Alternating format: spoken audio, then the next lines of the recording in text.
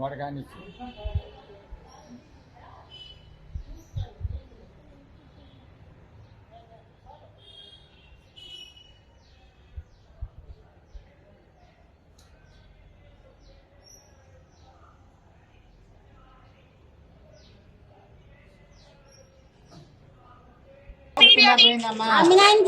నా స్థలం నా కాగితాలు ఏమన్నా కంప్లైంట్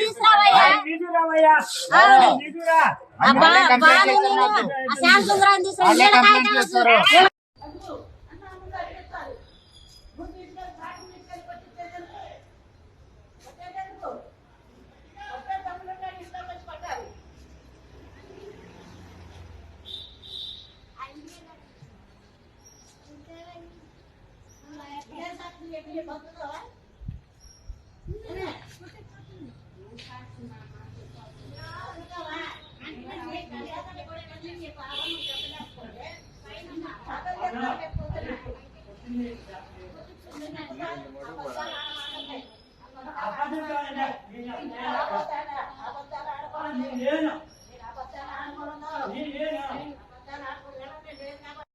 మా నాన్నగారు చచ్చిపోయి ఆయన నీకే ఇస్తానా అని ఆయన పెద్ద ఆయన కాబట్టి ఆయన అటే తీసుకున్నారు, మాకు ఇటే పోయారు.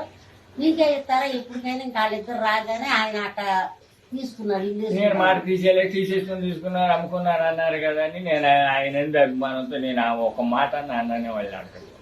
నేనేం అలా అమ్ముకున్నాడు మా నాన్నగారు. అది అయిపోయినాక మళ్ళీ ఇంకో నిర్దేశించి తక్కువ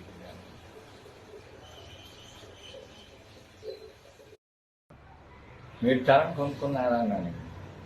భూమికాడికి కావాలి, నాకు అక్కర్లేదు, నేను కొనుక్కోలేదు అన్నప్పుడు ఆయన దాన్ని ఆయన వెళ్ళిపోమన్నాడు. నేను వచ్చేసినాక వాళ్ళ అసిస్టెంట్ పంపించి గోడ కట్టేస్తున్నాడు.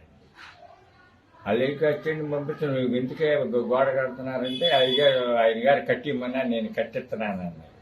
నువ్వెవరో మాట్లాడటానికి, నీకేంటి సంబంధం, అసలు నువ్వెవరో మాట్లాడుతున్నావు నువ్వు అంటే, నేను ఎమ్మెల్యే గారు కట్టిమ్మన్నా నేను కట్టిస్తున్నాను గారు వాళ్ళ అసిస్టెంట్. మరి ఆయన చెప్పండి, మరి వాళ్ళ అసిస్టెంట్కి చెప్పాడు కదండి కట్టిస్తాను ఆయన అన్నాడు. వాళ్ళ అసిస్టెంట్ అన్నాడు నీకెందుకు అనేటప్పటికీ నా ఎందుకు తెలుపుతాను, నేనేం చేస్తాను చూడు అన్నాడండి వాళ్ళ అసిస్టెంట్. నా ఎందుకు తెలుపుతాడంట, రౌడీని తీసుకొచ్చి కొట్టిస్తాడంటే. నేను అంటే నీ ఎక్కడికి వెళ్ళకోకుండా అప్పటి నుంచి ఇంటి దగ్గర కూడా ఉన్నాను, ఎక్కడ బయటికి కూడా వెళ్ళలేదు. మరి ఆ రౌడీని తీసుకొచ్చి అంత మట్టు కొట్టిస్తాడని నేను ఇంటి దగ్గర ఉన్నాను. అదేంటి జరిగింది. అప్పుడు అతను ఏమన్నాడండి, ఎమ్మెల్యే ఇప్పుడు నీకు సంబంధం ఏంటి, నువ్వు ఇంటికి కట్టేస్తాను నీకేంటి పని అన్నానండి ఎమ్మెల్యే గారు అసిస్టెంట్ని. ఎమ్మెల్యే గారు కట్టిమన్నా నేను కట్టిస్తున్నానా అని అన్నాడు. నువ్వు ఇంటికి కట్టిస్తాను, నీకు అనవసరం, నువ్వు వెళ్ళిపోయి నువ్వు కట్టిస్తాను. నేను కూలికొచ్చావు, కూలికొచ్చాను, కూలోళ్ళు కట్టా అన్నారు. నువ్వు ఎందుకు వచ్చావా అంటే నన్ను ఆయన కట్టిమన్నాడు దగ్గర, నేను కట్టిస్తున్నాను, నేను కట్టిస్తే నువ్వేం చేస్తావు, నీ వల్ల ఏమవుతుంది, నీ వల్ల అది కట్టమంటే మీరు కడతారా ఏంటి, మీ వల్ల ఏమవుతుంది, నీ అంతు తెలుస్తానని అలా అసిస్టెంట్ అన్నాడండి. నన్ను కొట్టి రౌడీలు తీసుకొచ్చి కొట్టిస్తాడు. స్థలం ఎవరిదండి అది? నాది ఎట్లా బాగుంది సంబంధం ఏంటి అదేనండి తెలుసు. మరి ఆయన కొనుక్కున్నాడో కొనుక్కోలేదో మాకైతే తెలీదు. ఆయనే చేపిస్తున్నాడు, ఆ వర్కర్తోటే చేపిస్తున్నాడు పని అంతా. ఆ వర్కర్తో మర్చిపోయానండి. మున్సిపాలిటీలో పనిచేస్తారు రోడ్లు ఉద్యోగులు, వాళ్ళు తీసుకొచ్చి చెట్లు పెట్టించారండి. నేను అడిగి ఏమమ్మా ఏంటి మీరు ఎవరు పెట్టమన్నారంటే అయ్యగారు పంపించారు మేము పెడుతున్నాం, అయ్యగారు పంపించారు మేము పెడుతున్నాం, ఆయన పెట్టమన్నారు పెడుతున్నారు. సరే వీళ్ళు మీరు పెడతానికి లేదు, మొక్కలు పెడతానికి లేదంటే సూపర్వైజర్ గారు ఉంటాడు కదండి, రమేష్ గారు అని ఉన్నాడు. వీళ్ళు ఏం చేశారు, ఆయన ఫోన్ చేశారు, రమేష్ వచ్చి ఆయన తీసుకెళ్ళిపోయారు. అది జరిగింది.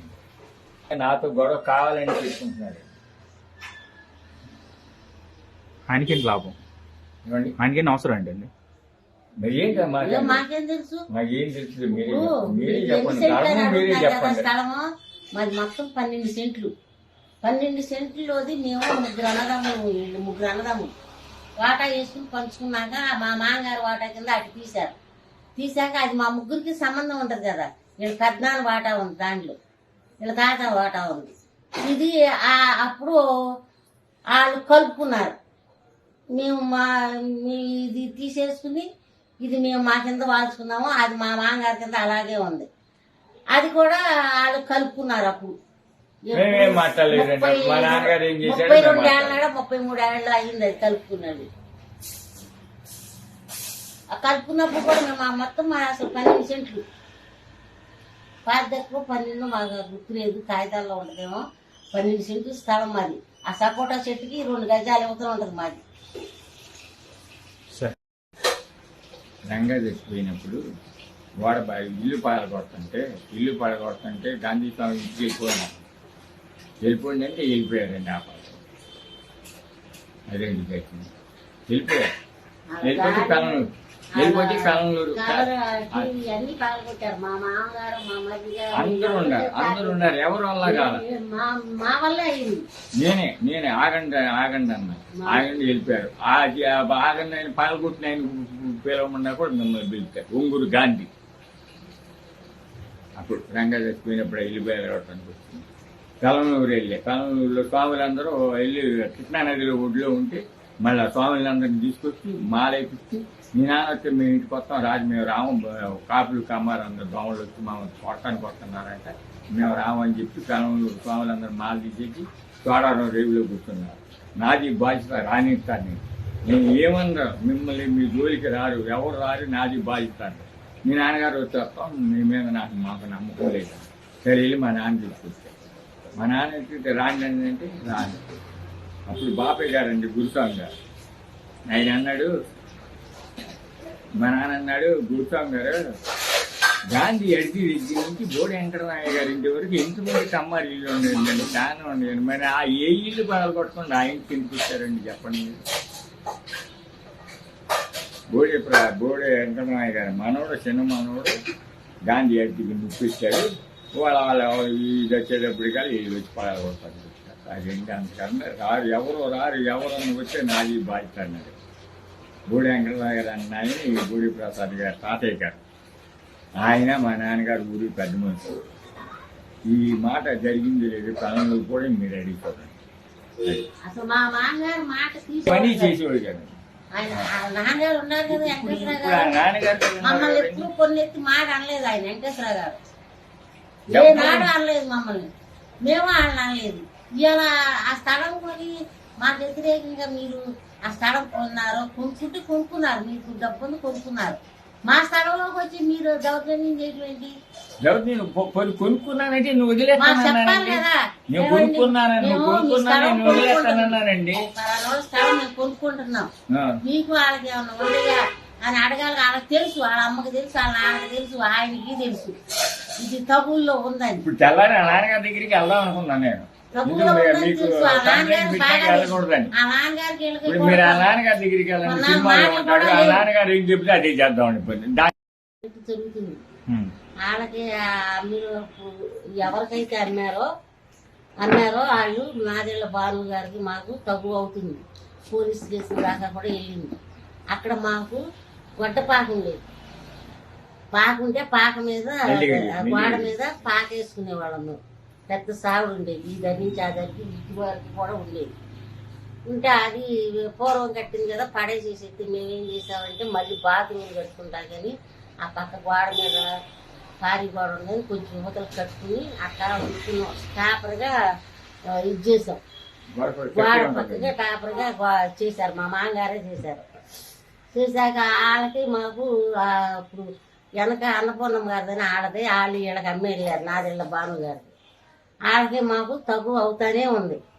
వాళ్ళు పాడు పెట్టేసి వెళ్ళిపోయారు. వెళ్ళిపోతే ఇప్పుడు ఒక 10-15 ఏళ్ళ పెట్టి అది పాడుపడిపోయి ఉంది.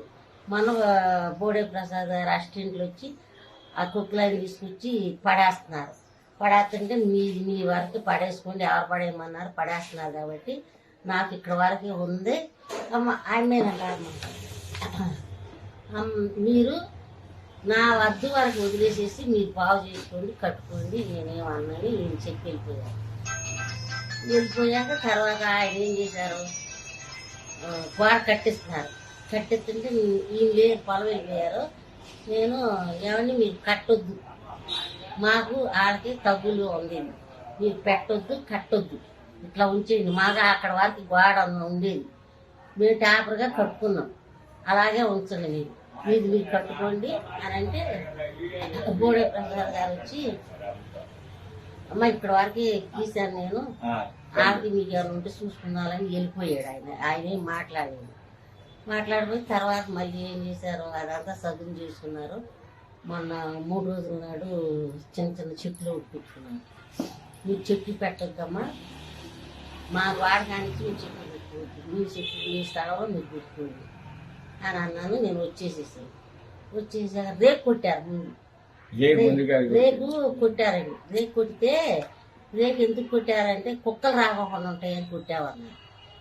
సరే కొట్టారు, చెట్లు పెట్టారు, చెట్లు పెట్టొద్దు, నేను తీసేస్తాను, నువ్వు చెట్లు పెట్టొద్దు అని చెప్పేసి నేను వచ్చేసాను. నేను అటేకి వెళ్ళలేదు, నేను చూడలేదు.